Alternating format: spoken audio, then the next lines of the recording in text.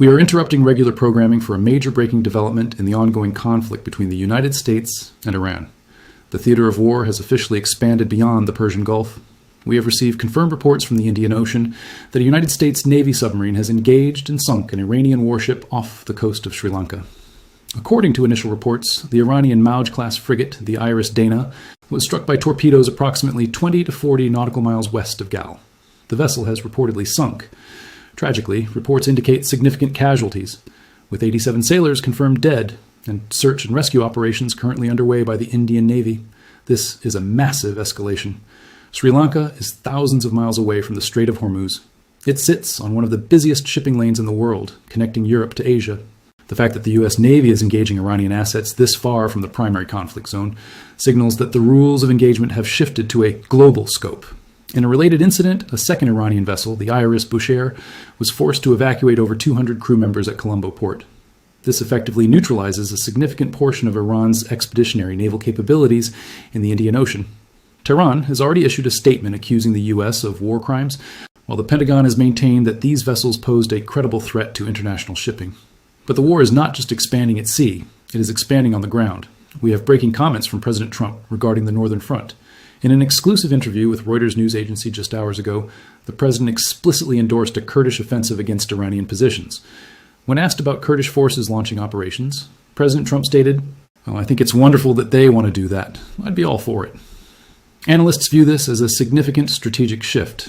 It signals that the U.S. is prepared to support a multi-front ground war, stretching Iran's defenses from the Persian Gulf in the south to the Kurdish regions in the north.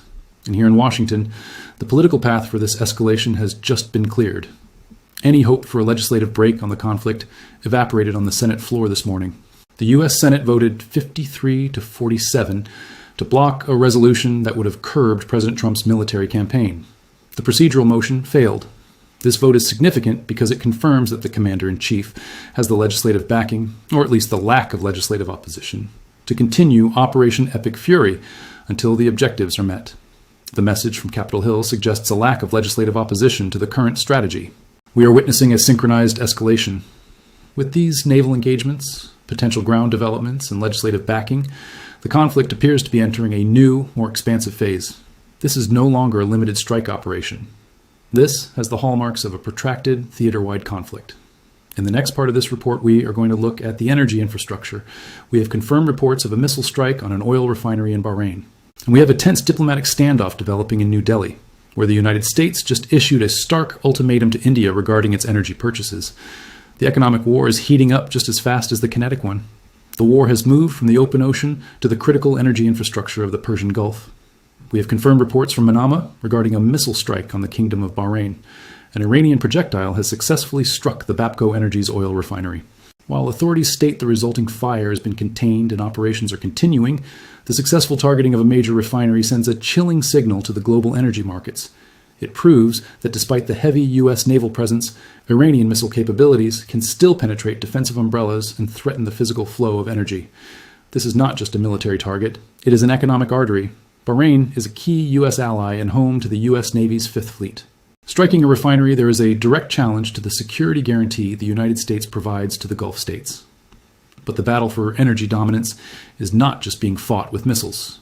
It is being fought with words in New Delhi. We are tracking a major diplomatic confrontation at the Raisina Dialogue in India today. U.S. Deputy Secretary of State Christopher Landau has issued a stark ultimatum to the Indian government. With oil prices spiking above $80 a barrel due to the conflict, the United States is aggressively moving to corner the Indian energy market. Secretary Landau warned New Delhi against repeating the trade mistakes it made with China. Mistakes that allowed Beijing to emerge as a strategic competitor. The message was blunt: do not rely on Middle Eastern or Russian oil. Buy American. This is a geopolitical pivot point. India is one of the world's largest importers of oil. Historically, they have relied on cheap Russian crude and Middle Eastern supply.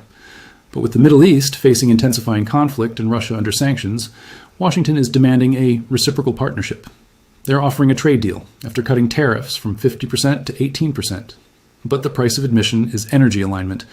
The U.S. wants India to turn off the tap from its traditional suppliers and hook up to the American energy grid.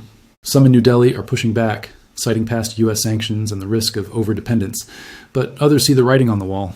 If the Strait of Hormuz remains a zone of high-intensity conflict, American LNG and crude might be the only reliable game in town. Meanwhile, Moscow is watching this chaos with intense interest. Analysts suggest that Russia could be the silent beneficiary of this conflict, as Europe has cut off Russian gas, and now the Middle East is becoming unreliable. Asian nations desperate for energy may have no choice but to lean on Russia to keep their lights on. This creates a complex triangle of pressure between Washington, New Delhi, and Moscow. The U.S. is trying to close the loop. They are engaging in military maneuvers against Iran. They are squeezing Russia economically. And they are pressuring India diplomatically to pick a side. In the next part of this report, we are going to look at the advanced weaponry being deployed. The Iranian Revolutionary Guard Corps claims to have launched a new ballistic missile, the Khorramshahr-4, capable of reaching Israel with a 1-ton warhead. We will analyze the footage and the claims of penetrating 7 layers of air defense. Is this propaganda or genuine escalation in missile technology? The conflict has moved beyond conventional naval skirmishes into the realm of advanced ballistic warfare. We are tracking a significant and concerning development regarding Iran's missile capabilities. The Islamic Revolutionary Guard Corps, IRGC, and Iranian state media have released footage claiming the successful launch of a Khorramshahr-4, also known as the K-bar medium-range ballistic missile. This is a serious piece of military hardware. With a reported range of 2,000 kilometers and a 1-ton warhead, this missile is theoretically capable of striking targets deep within Israel and potentially U.S. bases across the region. The specific claim from Tehran is that this new generation of missile successfully penetrated 7 layers of air defense. They allege that their technology has outpaced the Iron Dome and David's sling systems. However, we must treat these claims with extreme caution. While the launch footage appears authentic, verifying the impact is difficult in the fog of war. U.S. and Israeli defense officials have confirmed recent barrages, acknowledging that while some impacts and casualties have occurred, the vast majority of incoming threats were intercepted by the integrated air defense network. But the mere existence of a missile with a 1-ton payload that can reach Tel Aviv changes the calculus. It forces the U.S. and Israel to dedicate massive resources to missile defense, draining interceptor stockpiles at a rate that may not be sustainable in a long war. Meanwhile, the conflict is drawing in European powers who are desperate to prevent a regional explosion. We have breaking news from Paris involving French President Emmanuel Macron. In a significant move to bolster stability on Israel's northern border, President Macron has agreed to provide armored transport vehicles and operational support to the Lebanese army. Note the distinction here. This aid is going to the official state military of Lebanon, not Hezbollah. Macron is attempting to strengthen the state institutions in Beirut to prevent the country from sliding into a full-scale regional conflict. He explicitly called on Israel not to expand the war to Lebanon.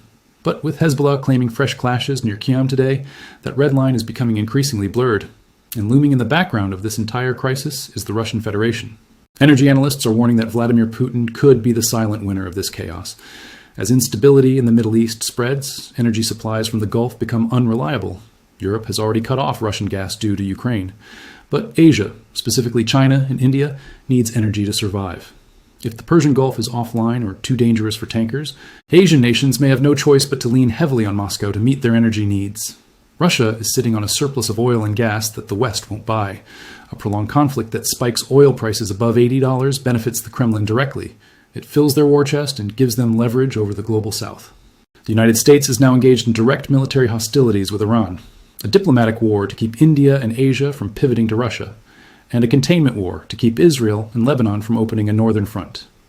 In the final part of this report, we will look at the timeline, with the U.S. Senate blocking the resolution to curb military action, and with Maersk suspending cargo bookings across the Gulf. All signs point to a conflict that will be measured in months, not days. We will recap the critical developments and what to watch for in the next 24 hours.